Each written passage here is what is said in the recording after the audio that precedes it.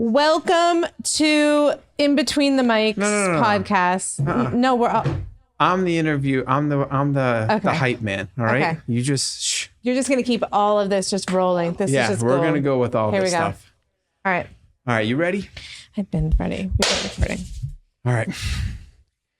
We have an exciting podcast today. I have no idea how this is gonna go, but people have been asking me and Alicia a lot of questions in regards to our relationship as brother sister, how we work together, all those other kind of things. So we decided to do a podcast between the two of us. So I'll start the introduction. So welcome to Between the Two Mics with Chris and Alicia. Today, our special guest is me. And me. Her. In order to make this interesting, we ChatGPT'd some questions. And I told Alicia, I don't want to know what questions you got, and I'm not going to tell you what questions I got. So we're literally, as you like to say, opening the kimono. Opening the kimono. And going to tell people everything and anything about us. I wonder if that should be really interesting. I wonder if that saying is actually like not HR certified if you were like in an organization. Cool. Well, we'll check with our HR department. Yeah. So let's start there. Okay. Alicia, what happens when me and you have a disagreement? Well, so there's different levels of HR within our organization. Correct. The first is our spouses that usually are either supporting our logic or bringing us back down to earth and kind of explaining what the other sibling probably intended. Now, if that level does not answer or suffice what we want it to, we then escalate it to the head of HR, which is our parents. And then when the parents get involved, then it's usually like I'm saying something to dad and then he's calling you and then we kind of loop in or whatever. So there's multiple different layers based on severity of the HR issue. And it also depends who's going to be delivering the message on which way it's best received. So Yeah. I love my mother to death. She is the most amazing woman. And she can literally tell me the same thing that my father said, word for word. And for whatever reason, it doesn't ring. But the second my father says the same thing, I'm like, oh, that's a good point. Mom, I love you. You've guided me the whole way, the right way. And you've always been right. And I'm sorry I don't take your advice as much as I should, even though you say the same things, Pops. Yeah. Anyway. She probably gave him that advice. All right. Are you ready for my first question? Yeah, I'm kind of nervous. Let's do it. All right, here we go. So the first category is origin story. That's such a hard word to say. Origin, story, and business partnership. Who was the bossier sibling growing up? And let me just back up. So it's Chris, we have a middle sister, and myself. So I am the youngest. Yep. And there's a 7-year span between me and Alicia. Yeah, 7 years. There's a 7 and there's a 3-year between me and the middle sister, 4-year between the middle sister and Alicia. Yeah. Just to build the dynamics. Build the foundation of the storyline here. Okay. All right. So who was the bossier sibling growing up and has that changed in business? I know exactly who this is. Do you? Yeah. This isn't even like an interview on you. This is, Yeah, it's so interesting because all of us are different, right? Out of the 3 of us, me and you are by far the closest in regards to like personality and how we retain things. I don't know who's really bossy because our middle sister, her name's Jess. I'm going to give her a lot of credit. We should have her on the show. Oh my God, we should. She's the smart one. She's a the doctor. smart one. Yeah, we're the 2 idiots of the family. So Jessica, good job on the sports. She's the doctor. I want to say you, but you never. But the thing is, you're never bossy. Like I deliver. It's all in my delivery. It is 100%. Which I make it feel like it's your idea. yeah, that's just it. Yeah. Okay, I was gonna say Jess was that because she's the doctor. She is the one that's like, she just like takes charge, and like if we say, okay, we'll meet you at mom's at 1, and then she says no, like you need to be there at 12:30. Like you have to be there at 12:30. Yeah. She said it. Okay. So I took the question a little differently because when you say like, who's the boss, I think like, who's the one that tells you to do things at this and that and that.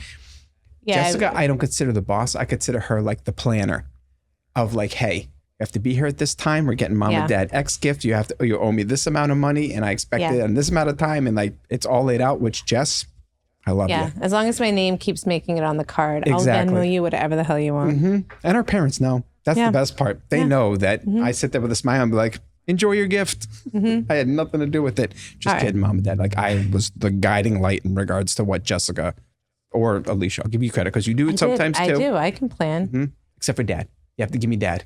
That's fine. Sometimes I like to sit back and just pull the younger sister card. I'm like, I'm actually not going to do this right now. Yeah. I like to throw in ideas that are just stupid. And then you guys are like, that's a horrible idea. But at least I contributed. So it seems like I'm part of the decision making We're process. all now dumber for having read that text. That's right. I award you no points and may God have mercy on your soul. Bonus points if you drop in the comments what movie that came from. Yeah. All right. What's the real story of how we decided to work together? Your version, and then I'll give you my version. Okay. Maybe. How we decided to work together. So growing up, I worked for a bunch of different companies, and I just have this, I don't even want to say it's an ability because I don't like to brag about myself, but let me brag for a minute. Yeah, but let me brag for a minute.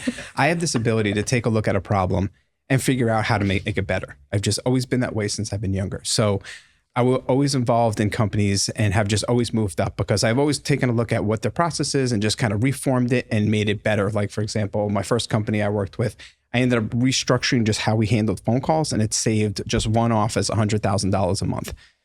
Because of that, I expanded, did my thing, and then I found another opportunity. And again, I built that opportunity. Unfortunately, in my mid-30s, I ended up getting sick, had some medical issues, and I ended up leaving that position. And I got another job, which I wasn't really happy about it. And one day, Alicia was like, the business is growing. I can't handle it on my own. And I really need the back end piece of it in regards to how to run it more efficiently. Do you want to come work for me? And I started laughing. I was like, yeah, I'll come work for you. And of course I had a discussion with my beautiful wife, and she was just like, yeah, I think that'll be a good thing for you. So that was kind of the initial jumping point was, all right, let's do this. And I still remember this day, the first comment you made to me when the first phone call we had in regards to, okay, where are we going? Alicia starts the phone call and goes, I can't believe you quit your job to do this. And I was like, oh my God. Mind you, like we had just bought a house. Like there was a lot of stuff on the line. I was like, wow, that's it. And that was 14 years ago, 13 or 14 years. I lost count at this point in time. Did that answer that question? I feel like it did. That would be mine. That would be my version as well. Is that, like, so our father retired, and my mom was like, you got to do something. Like, you're not just going to sit, like, you got to go do something. And so he started getting involved in Elise Day and like helping on the back end. And I'm a creative. So when he asked me what my CRM was, I'd like open a page in my notebook. When he asked me my invoicing system, I'd turn the page and show him my, like chicken scratch of who owed me what money and when I emailed them. And so he really helped set up all the foundational processes, structure, CRM, invoicing for me for the business. And I started landing larger clients, and I couldn't handle like managing all the partners that we had, managing the clients. And so the head of HR, our father, had said, you should talk to Chris and have him part of this. Chris's background is business process and management. So I was shocked because I never worked in corporate. So like I graduated school in 2008, and I like am self-taught, learned like entrepreneurship, and that was my path. So I never had a steady salary to walk away from to do entrepreneurship. I always had to go hunt for my money.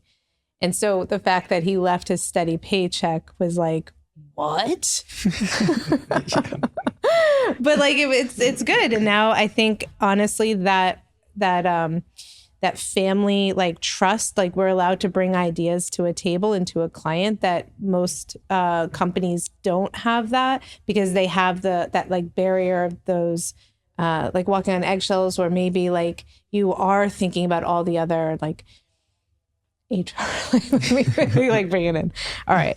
Do you want to ask one of yours? It's my turn to ask a question. Fine. All right. Here we go. All right. This is kind of an easy one. That kind of just mimics the same one that you just did. But like, what made you decide to start a marketing company? Ooh, okay. Which is actually not even that, because you didn't start a marketing company. I know it wasn't a marketing company. Okay, go with it. All right. So my background is marketing and PR with some flavor of journalism in there.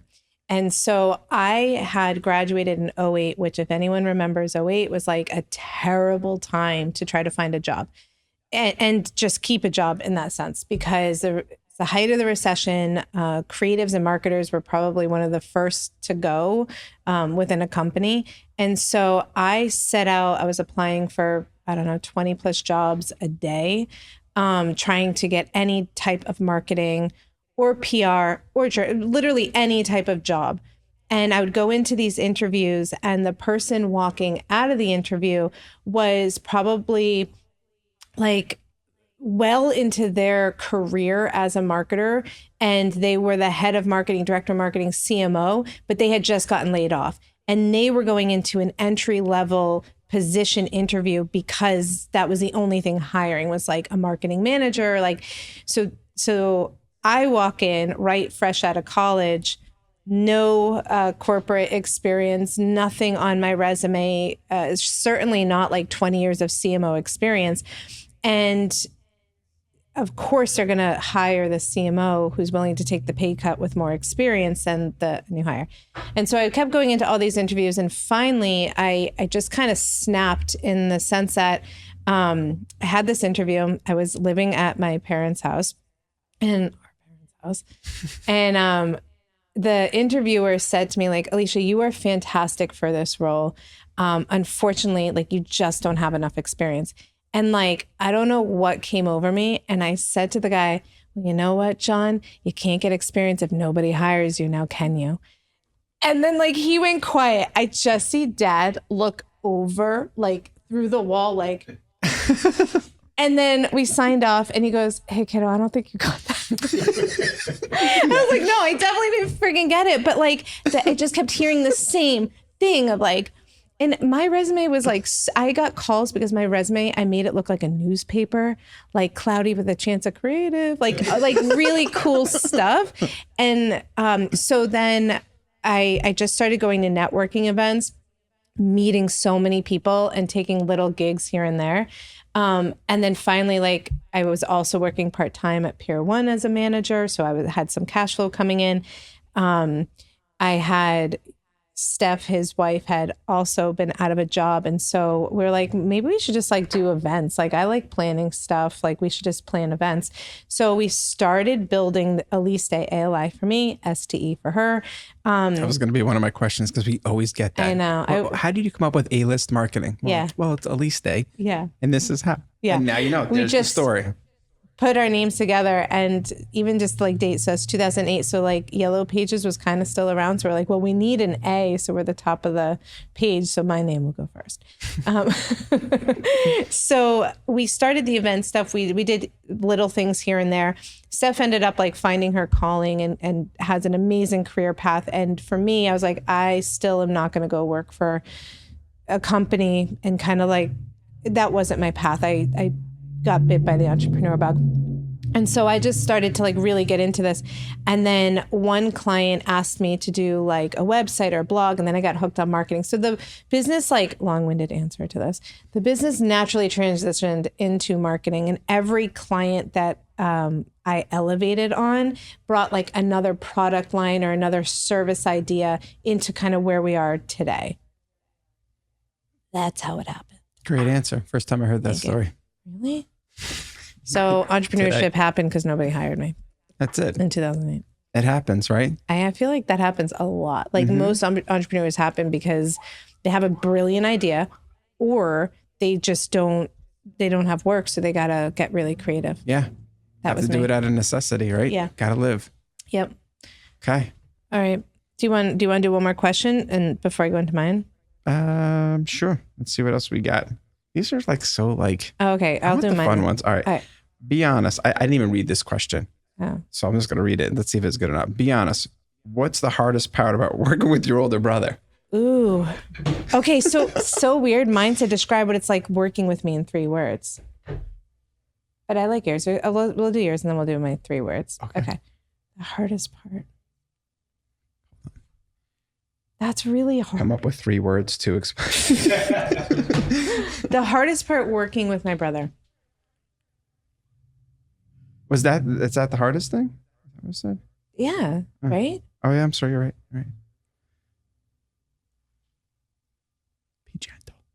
I know. It's hard because I've never worked with somebody that wasn't my family. So maybe I would feel the same way if it was like a coworker, that I'm going to say something that's going to offend you, which is hard, which is super hard to do. But like, I'm going to like say something that's going to hurt your feelings. Like if you like sucked at writing something and I said it, is that going to hurt your feelings? So sometimes I buffer like what I want to say, but I would probably do that in a co-working situation anyways. Have you ever said anything that has offended me?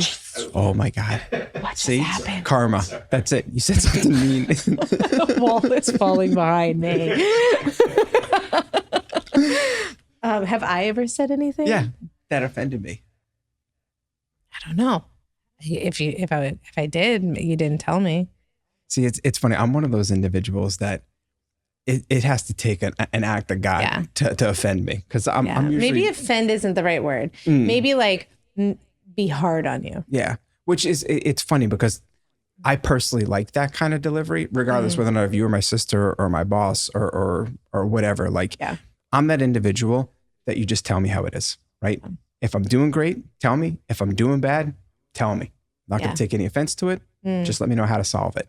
And that's one thing with you that I think you're incredible at, is that I always can tell when you're trying to tell me something, but being nice. And half the time I'm like, Alicia, just tell me, you know? Yeah. But you have the ability to kind of be like, what is it? The sandwich, right? You give a compliment and then you hit him with it and then you give him another compliment. Alicia's very good at that. I learned that from Mom. Yes. Hands down. That was a Camille compliment, right? That's it. Mm-hmm. Thanks, Mom. Yeah. Appreciate it. Alicia's delivery. All right. What doesn't hurt my feelings because of you. What? Can I throw that question back out at you, or do you want to take the... No, I could do that one. All right. So what's the hardest thing about working with you? Yes. I think the hardest thing with working with you is at times it can be difficult for us to differentiate work and a family. Ooh, that's a good one. And as hard as we try, like for example, we just had Mother's Day. Actually, I don't think we talked about work, did we? No, we're really good. We try our best not to have the conversations outside of work. Yep. But it always ends up happening one way or another. Or we don't even talk sometimes, like when we're at family things, because like we literally talk 5 times a day all day. Correct. Or sometimes I'll just be like, I feel like being a sister right now. I'd like to annoy you and maybe punch you. Yeah, 100%. Right? Yeah. Yep. Like exactly. Like that. All right. 3 words, similar. What's it like working with me in 3 words? Go. Hot seat. Definitely fun. Faster. My mind doesn't work that fast. That's it. It's just fun. No, I mean, I think it's fun. I think it is. I mean, these are like multiple words. It's kind of hard to. All right, I'll go. Fun. I already used that one. You can't use that one. It's like Family Feud. Okay. All right. Fine. I don't know what the word is, but like openness. Okay. Trust. Mm-hmm. Sometimes frustrating because you're a money's guy and I'm a creative person, and you always tell me you can't afford. We should dive into this. Okay. All right. Well, that's probably one of the. Were those your 3 words? Those were. Okay. You did a much better job than I did. Thank you. Okay. I'll give you credit where credit's due.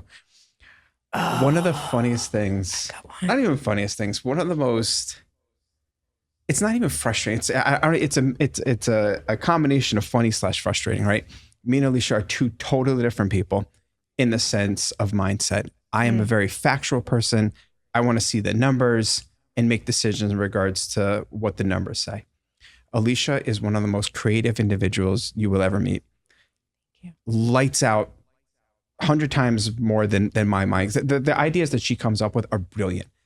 The problem is a lot of times is like when we work with companies, they obviously put together some kind of budget. We want to stay within this. And Alicia's ideas are so good that if we had like $1 million budget, like it could happen. It would happen, you know? So unfortunately, like I hate being that guy that I'm always like, Alicia, like this is gold. Yeah. But you can't do it. Yeah. It's like, I feel like. So if you have $1 million budget for creative ideas, hit me up because I want to run with some of these. Yeah. And I would love not to be the bad guy for once. Yeah. All right. Hold on. Don't you wait. answer that part? I don't even know what the question I don't was. either, to be honest. You just went off on a tangent there. Yeah, all right. I'm good for. What's the biggest sibling fight we've had since starting the business? Oh, I know this one. I do too. Right off the bat. Oh. Right off the bat. No names. No names. I always had this idea when I started the business of growing a team and having this like devil wears Prada lifestyle. I know where I was going. Do you want me to finish? Okay, you can go. Okay. So now I lost my fucking train of thought. Oh, did you hear that? So by the way, you guys won't know this, but me and Alicia, we do swear a lot and we try our best not to. It's just useless. But if you work with us, like we're as real as you're going to get. Yeah. Right? It's just sometimes sentences need an emphasis. Like a good outfit needs a pair of shoes, like a brilliant pair of shoes. That's how I view the word. Yes. Words. Okay. So anyways, we had this idea of growing a big team and we had it. Like we had an amazing team. I don't enjoy managing people. Chris does. That's his background. I think our biggest fight, just to like not get into really big details, is that Chris, again, looking at the numbers of what would be financially sound for the business to help us grow and help us obviously continue supporting our clients and ourselves, would be to reduce our team and kind of change our entire business model to a partnership. So that's what we originally, that's where I was going with this. So Henry made the comment that you should always hire people that know more than you. So for example, like me and Alicia, like we know enough to be dangerous about every aspect of marketing, but we're not experts in every aspect of marketing. So that's how we built our model when we first started, was we hired these unbelievable people that own their own company that were able to produce, whether it's SEO, video, like you name it. We got to the point that we got so many clients that we just couldn't handle everything work that we had. Yeah. So we needed to make the decision in regards to hiring on employees to help. And so I didn't want to leave that model, but financially it didn't make sense. And so we both fought. We brought in the head of HR, like the highest mode of HR possible. We probably fought the most in our entire business relationship over this. And now 5-6 years later, looking back, being like, wow, that was a really smart thing that we followed what Chris wanted to do. He won that argument.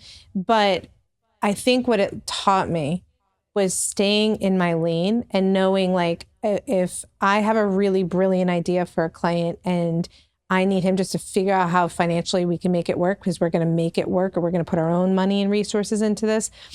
That's my argument I'm going to hold on. But when it comes to like the business growth and the team and how it's structured, I need to trust that he's making that. So yes, we fought a lot, but I think it was a good learning. 100%.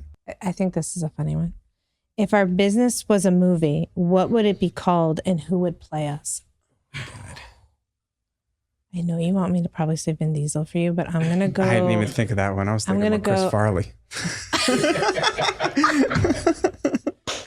See, the funny thing is I'm a huge movie guy. So as our normal discussions throughout the day, I'm constantly throwing out one-liners from movies. And I'm always like, Alicia, what movie is that from? Yeah. And she's 7 years different to me. So half the time the movies I quote, she's like, I have no idea what you're even talking about. Yeah, like I know. All right. Chris Farley was a good one. I was actually thinking about Vince Vaughn. That like funny, or maybe Will Ferrell. Yeah. Yeah. No, Will Ferrell's too Vince Vaughn. Yeah. I don't know. It's interesting because like I'm one of those individuals that I have a sense of humor. I truly believe in life that you should laugh more than you don't. And I try to push that out to people that are around me, right? Yeah, it's also wildly immature. So it just comes. I am also a 45-year-old that is trapped in, I'm a 18-year-old, trapped maybe in a 45-year-old. Yeah. Thank you. That's where I'm going with it. But on the flip side, like I'm all business at times, right? So I have that ability to. I just want to put that out to our clients. Like when you got me, I'm yours. Right? I'm very serious. I'm very serious. Yeah. All right. Me and Alicia love to have fun. So like that's actually where we do our best work with our clients, is that when we find a client that matches our energy and our enthusiasm, that's where we shine the most. Mm-hmm. It just makes it fun. And I think when you have fun, not even just marketing, but building a business, that's where you see success, because the people that are buying your product and see what you're doing, they want to be involved in that story. Yeah, for sure. Who would play me? Honestly, I was going to say Anne Hathaway.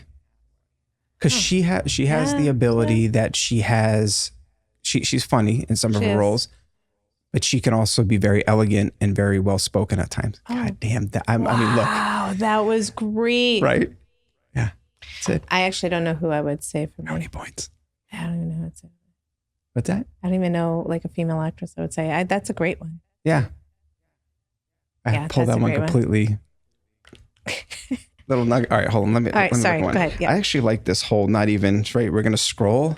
We're not gonna read. Oh, like number 11. Okay. All right. What's been your proudest moment so far as a business owner? Okay. The ability to actually like equally contribute financially to my family. While also being the priority parent of like getting the kids on and off the bus, volunteering as a chaperone, like being very present and involved in like the lifestyle that I want and always dreamed of, but financially being able to actually support my family. I think that it's not a hobby. It's a career. Mm-hmm. That I created for myself because, as John pointed out, I need more experience. We should have John on the podcast. I don't even know if his name is John. Maybe Stu. We should just call him Stu. It's a way better name. All right. Yeah. All right. I'd love to get in between the mics. So, Stu, what was your process? And Yeah. What kind of experience were you looking for? Yeah. In an entry-level marketing manager. Okay. Is it your turn for a question or my turn? Yeah. Sorry. Wait, you didn't answer that one though. What was the question? What's your proudest moment? It's hard because I really don't think that there's one. There's just so many. Like I think the thing that I enjoy most is going. And again, not to sound like, like I've enjoyed. Not to brag, but here I go again. No. I've enjoyed the ride with you with my family. So it's funny because when you're in business with someone that's a family member versus someone that isn't, you have different experiences, right? Like we can laugh, we can be blunt honest with each other, and we both know that it's coming from a place of love. Yeah. I think for me, that's probably one of the proudest things is that after all these years, like people always say to us, like, how do you work with your brother? How do you work with your sister? Like, because I think a lot of people can't. But after all these years, like, still love each other for the most part. That is correct. All right. The next topic I saw was fun and exciting. Oh gosh. Let's see what that was. All right. What's one random fact about you that even I might not know? Oh my God. I probably know everything. Yeah. Random fact. All right. Maybe. Well, I mean, our listeners don't know all the fun. Okay. Facts, I'll give you one. And this is just completely at random. Yeah. Right? Yeah. Sometimes at night while I'm sleeping. And I don't have proof of this because I've asked my wife 100 times to take videos of this, but I will wake up in the middle of the night yelling swears and other things and then go back to sleep. That's like a disorder. I think it's like sleep. So, okay. That sleep was in a apnea? No. That was in the movie with, Did you know that fact about me? I did. Damn. Who's Billy Madison? Adam Sandler. Yeah. It's called Bedtime Stories. And one of the characters like wakes up screaming in the middle of it. And he's like, sorry, I have like sleep paralysis. Sleep Tourette's. Something weird like that. I have, my wife tells me. That's scary. Every once in a while, she'd be like, last night you did it again. And I always tell her, I'm like, Steph, please, for the love of everything holy, get this on video. Like, I want to see what I look like when I do this. Because she's like, you literally sit up and start screaming. You should put a camera. I'm like, well, just remember to take the camera. Good idea, Alicia. All right. I think it was my question now, right? Sorry. Yeah. This is fun. Yeah.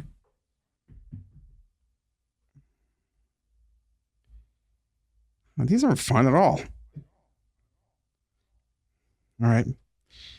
Favorite campaign you've worked on? What's the worst snack you've had in a meeting? Secret guilty pleasure show. Well, that's weird. Your chat is not like it missed the sibling part. Maybe I shouldn't be asking all these questions in my personal time. If If we switched roles for a day, what would be the first thing you'd change? That I would change? Yeah. Or that I would do? Well, I guess this says change, but a robot wrote it, so you can do. If that's All right. The first thing I would change, I really don't have much that I would change. The first thing I would do would be hiring a marketing creative because I am not that person. Oh, but you switch roles. I gotcha. Okay. First thing I would do, I would take all your sticky notes and put them in the freaking project management board with dates and people responsible. Yeah. Oh my God. This is the bane of Alicia's existence. Is, again, we go back to the numbers thing, and I like the checklist. So a lot of times, if I don't write it down, it's gone. Yep. So I have sticky notes. All right. Growing up, who had the better get out of trouble excuses? Okay. This is going to start an argument because me and Alicia don't see eye to eye on this one. And I'm sure the people out there listening to this will be like, you know what, Chris is right. At least if you're an older person. And all the younger siblings be like, that's actually not true at all. But okay. Yeah. So growing up, I believe I paved the road for my two sisters. My parents were incredible, but I was a handful. I was always in trouble, always doing things that I shouldn't have been doing. And Jessica, our middle one, she's the doctor. She was always the good one. So she really didn't do too many things wrong. She's going to be so mad at us for She's good at me. Yep. Yeah. But Alicia was a lot like me, but in a different version. Like I used to do dumb stuff, and Alicia would just, I don't want to say you did dumb stuff, but Alicia did the same thing that I did. I was strategic in my 100%. And my parents would find out and they would be like, don't do that again. And I was like, that's it? That's all you say? I would get punished. My father would chase me around. So I believe that as the older sibling, that I personally had a rougher road. Here's a wild card chaos. What's the most unprofessional sibling moment we've had on a client caller meeting? All right, I got this one easily. All right. So we had a client that we were meeting in a restaurant, and we were just having normal conversation. And just to kind of set it up, the two individuals were sitting across from me and Alicia. Oh. And as we're talking, I just got comfortable and I put my arm on the back of Alicia's chair and continued the conversation. And as the conversation went on, you could see the other two individuals just like looking at us, trying to figure out like what it was. So finally, one of them was like, all right, I got to ask. What's the deal? What's the deal? You guys married? This and that? And I was like, no, it's my. So I think that was probably one of the most awkward things that ever happened because I didn't even put two and two together I mean, if you weren't my sister, I would have never done that. Yeah, that is true. Yeah. All right. Your questions suck, right? So you just want me to go with mine? I did have a good one. Okay. All right. Do you think running a business made us closer or just better at arguing? Well, we really don't argue. Besides that other time, we really don't argue. It definitely brought us closer. I think it's interesting to like understand how different minds work and different perspectives on things. Like one of my questions was like, who's more dramatic? I think I'm more dramatic. Like when I get an email or when I am trying to solve a problem and your thought process is like, I didn't read it that way. Like I read it this way. So I don't even remember what the question was. I don't even know what the question was. You kind of, do you think running a business has made us closer? Or just closer because I learned how like your brain works and how to also like let go and delegate certain things. Yeah. I don't know. I personally like love how it's set up. I love that you started the business because even though we're equal partners, I still look at it as, I don't want to say the indecision is yours because if I truly don't agree with something, you'll always see my side and whatnot. But I enjoy kind of standing back a little bit and listening to your thought process in regards to the decision that you want to make. And 99% of the time, like we're right there. Yeah. I'm on the same point, So I don't even know why I made that comment. I don't know. It's like a love fest between like Elsa's brother and sister. All right, let's wrap this shit up. If you're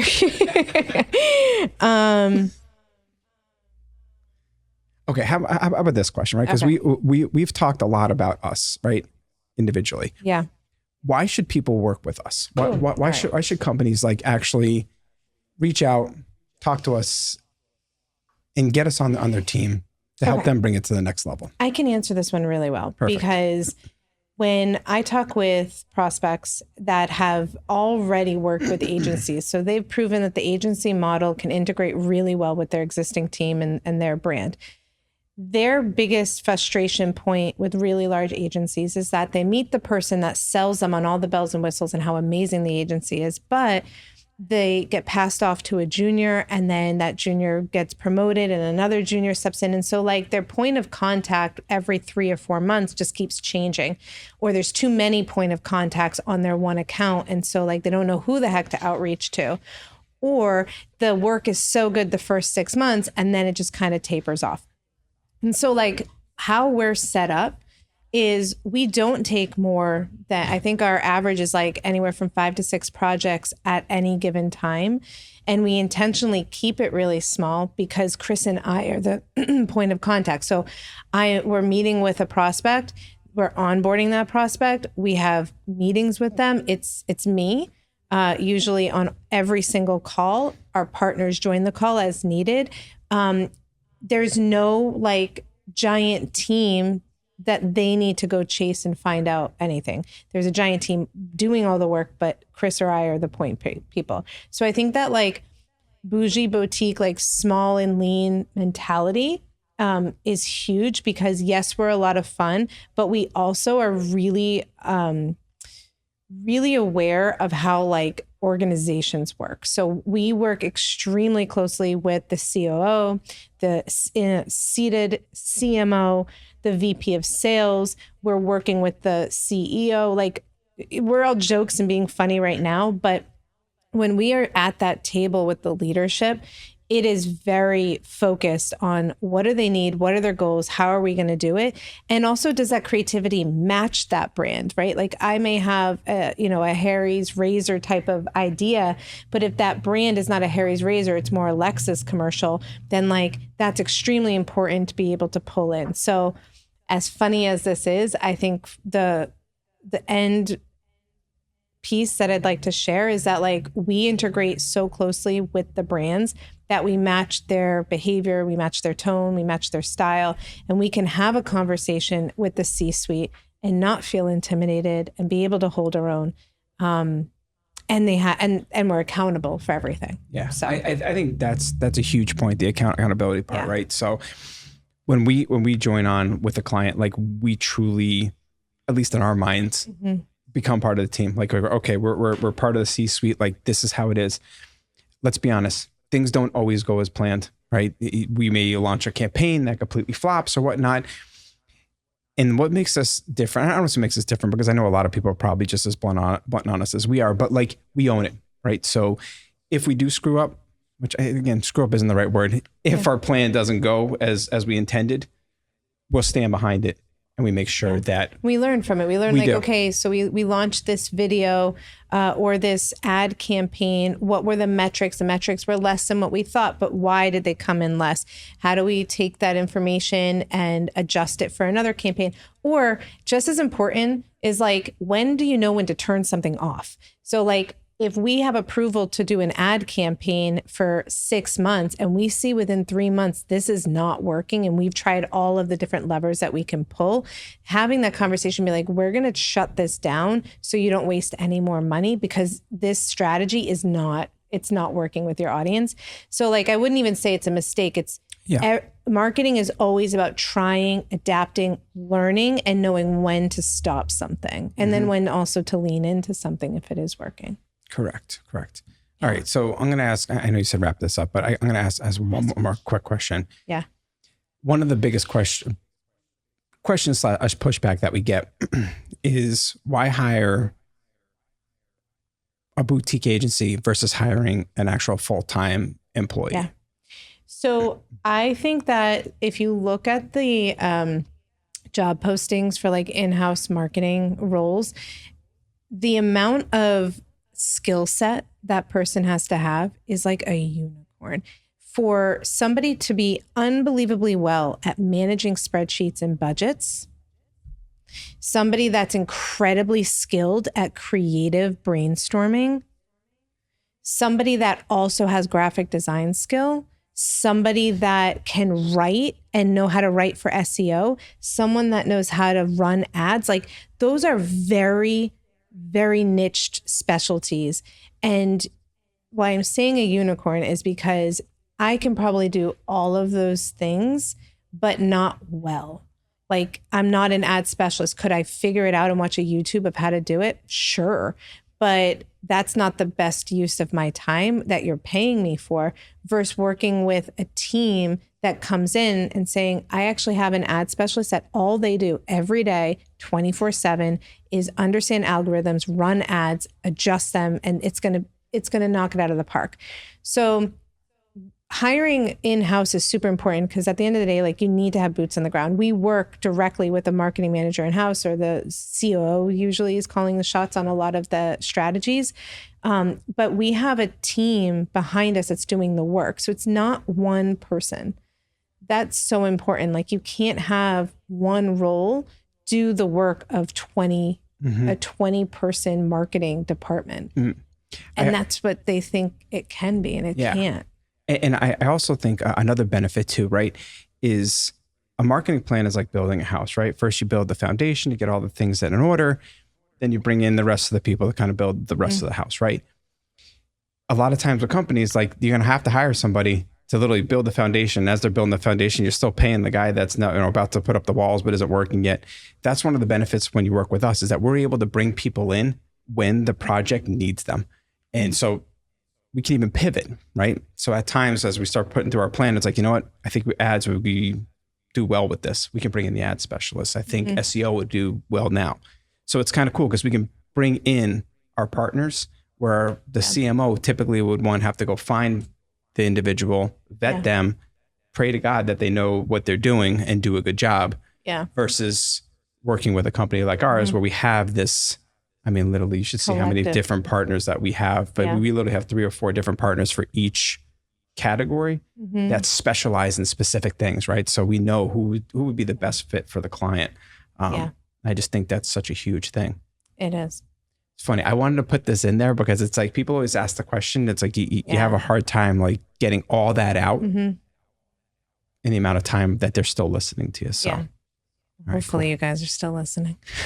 All right. If you have a cool topic question you want to send our way, that would be fun. Yeah. Like hot seat questions. Yeah. We'll do this again. So you guys just load us up with questions. Yeah. It'll be better than ChatGPT questions. Yeah. I thought these were a little better than what they were. Yeah. Yeah. Fail. Yep. All right. Cool. Christopher, it's been great having you as our guest. Alicia, it's been great having you as our